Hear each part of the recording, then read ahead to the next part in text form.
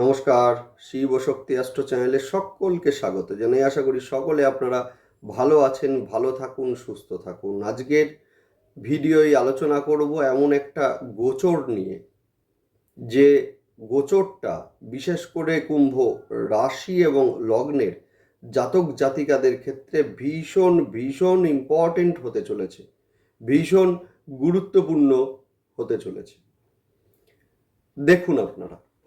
দেখুন 4 এপ্রিল বিকাল 3:55 শনিদেব গোচর করছেন শতভিষা নক্ষত্র ছেড়ে মূলত পূর্ব ভাদ্রপদ নক্ষত্রে, যেখানে উনি থাকবেন হচ্ছে 3রা অক্টোবর পর্যন্ত, অর্থাৎ কিনা 4 এপ্রিল এবং সেখান থেকে শুরু করে 3রা অক্টোবর, মোটামুটি এই যে স্প্যানটা, এই সময়টা কুম্ভ রাশি এবং লগ্নের জাতক জাতিকাদের কেমন কাটবে দেখে নিন আপনারা ভিডিওটা।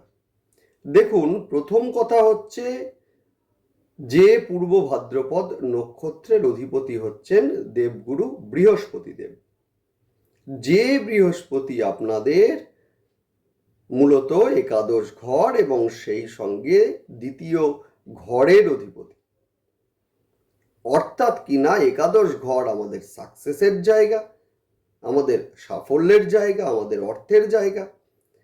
সেই সঙ্গে দ্বিতীয় স্থান হচ্ছে আমাদের আর্থিক সঞ্চয়ের জায়গা, সেই সঙ্গে দ্বিতীয় স্থান হচ্ছে কুটুম্বের জায়গা।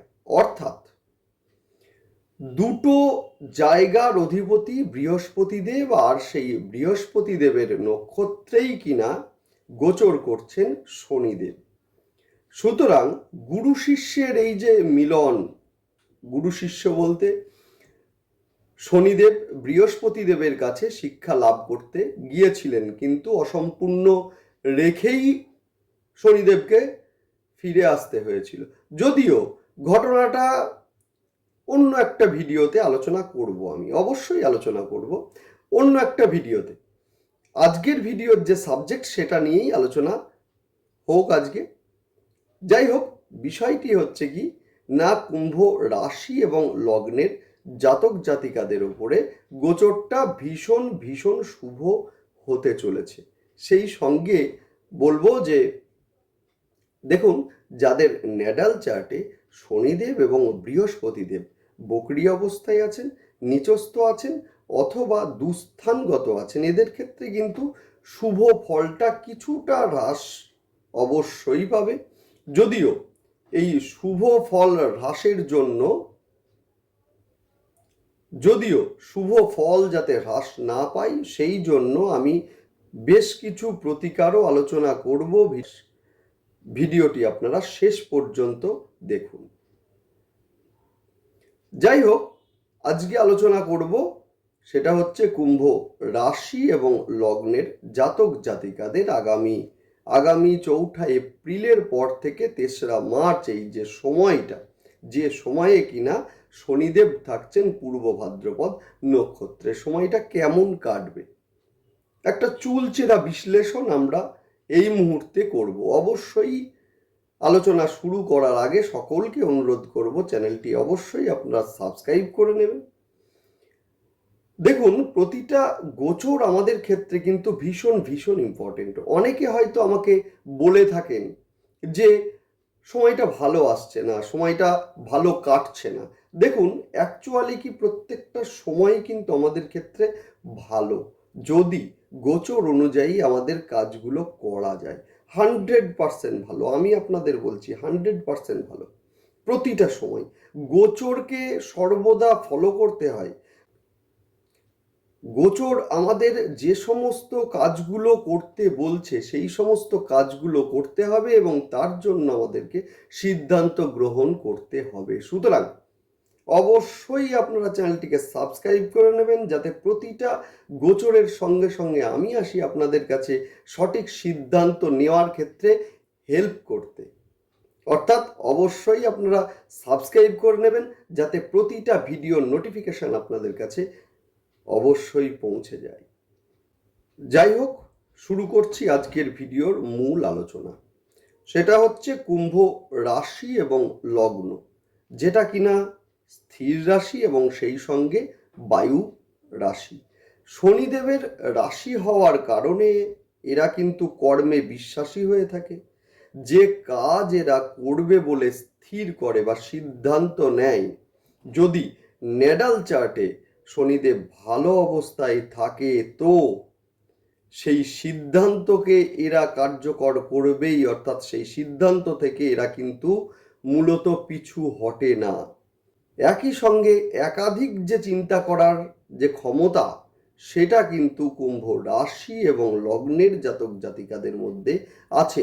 একই সঙ্গে একাধিক ভাবনা চিন্তা, একাধিক যে প্ল্যানিং, সেই যে ক্ষমতা, সেটা কিন্তু কুম্ভ রাশি এবং লগ্নের জাতক জাতিকাদের মধ্যে আছে।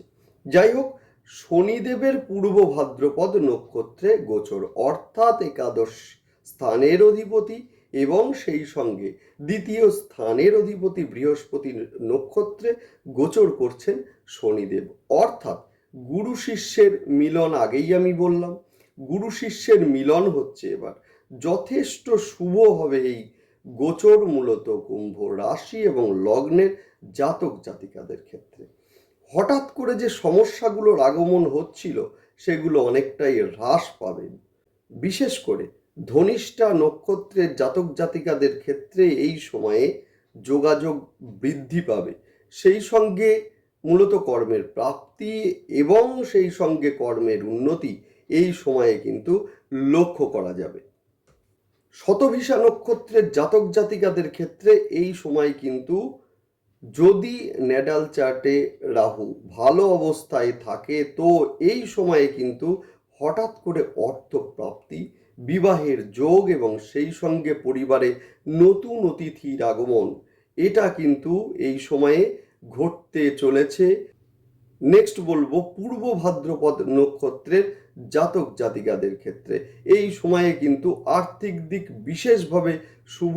এপ্রিলের পর মূলত পূর্ব ভাদ্রপদ নক্ষত্রের জাতক জাতিকাদের ক্ষেত্রে গৃহপ্রাপ্তি বা গৃহ ক্রয় যারা করতে চাইছেন, সেই সঙ্গে গৃহ নির্মাণ, এগুলোর ক্ষেত্রে কিন্তু ভীষণ শুভ সময় এই সময়।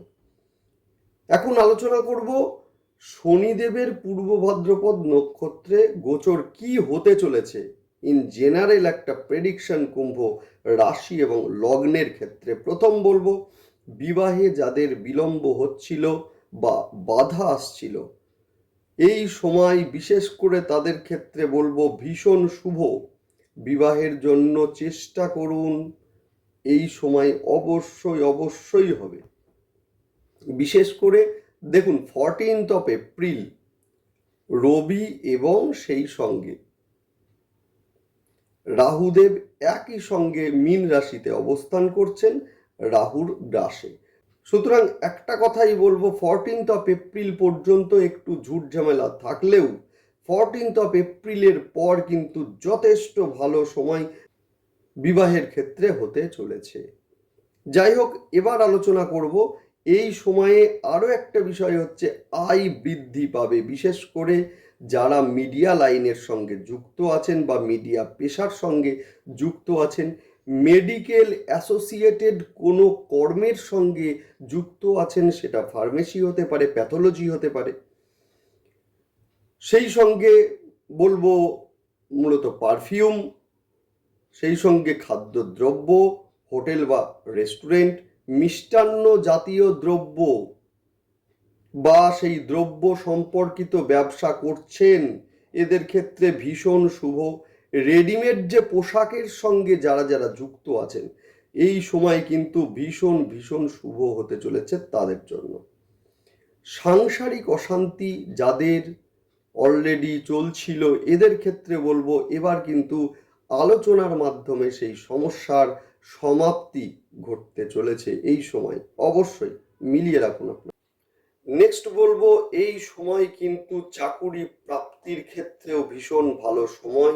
এই সময়ে যে সমস্ত চাকুরির পরীক্ষাগুলো হবে বা যে সমস্ত পরীক্ষাগুলো হয়েছিল, এই সময় রেজাল্ট বেরোবে, অবশ্যই ভালো হবে। নেক্সট বলবো চাকুরির ক্ষেত্রে প্রমোশন বা চাকুরির ক্ষেত্রে ট্রান্সফার এই সময়ে কিন্তু লক্ষ্য করা যাবে। একাদশ স্থান আমাদের সাফল্যকে নির্দেশ করে, অর্থাৎ যে সমস্ত শিক্ষার্থী শিক্ষার জন্য বিদেশে যেতে চাইছেন এদের ক্ষেত্রে কিন্তু ভীষণ শুভ হবে মূলত শনিদেবের এই গোচর। নেক্সট বলবো সন্তানের ক্ষেত্রে এই সময় কিন্তু ভীষণ ভীষণ শুভ। সন্তানের শিক্ষাও এই সময় যথেষ্ট ভালো হবে, যদিও এপ্রিলের পর কিন্তু পেটের সমস্যা এবং সেই সঙ্গে লিভারের সমস্যা কিন্তু বাড়তে লক্ষ্য করা যাবে। সুতরাং আপনারা খাবারের ক্ষেত্রে কিছু রেস্ট্রিকশন নিয়ে আসুন, অবশ্যই ভালো থাকবেন। নেক্সট আলোচনা করব প্রতিকার নিয়ে। যাদের ন্যাটাল চার্টে শনিদেব এবং বৃহস্পতিদেব বকরি বা দুস্থানগত আছেন বা নিচস্থ আছেন, এদের ক্ষেত্রে বলবো অবশ্যই আপনারা রাস্তায় কালো কুকুরকে খেতে দিন, যথেষ্ট ভালো রেজাল্ট আপনারা পাবেনই পাবেন। সেই সঙ্গে বলবো সোমবার এবং শনিবার অবশ্যই আপনারা রুদ্রাভিষেক অবশ্যই আপনারা করুন। সেই সঙ্গে রুদ্রাভিষেকের সময় একটু কালো তিল মহাদেবকে অর্পণ করুন, ভালো রেজাল্ট আপনারা পাবেনই পাবেন।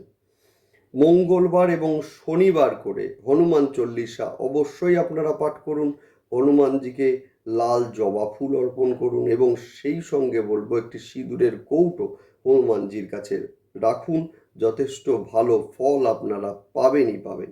শিক্ষার্থীদের ক্ষেত্রে বলবো মা তারার ছবি থাকলে বৃহস্পতিবার নীল অপরাজিতা ফুল অর্পণ করুন, যথেষ্ট ভালো রেজাল্ট আপনারা পাবেন। মিলিয়ে রাখবেন, যথেষ্ট ভালো রেজাল্ট আপনারা পাবেন। যাই হোক, ভালো থাকুন, সুস্থ থাকুন এবং সেই সঙ্গে অবশ্যই আপনারা চ্যানেলটিকে সাবস্ক্রাইব করে নেবেন। নমস্কার।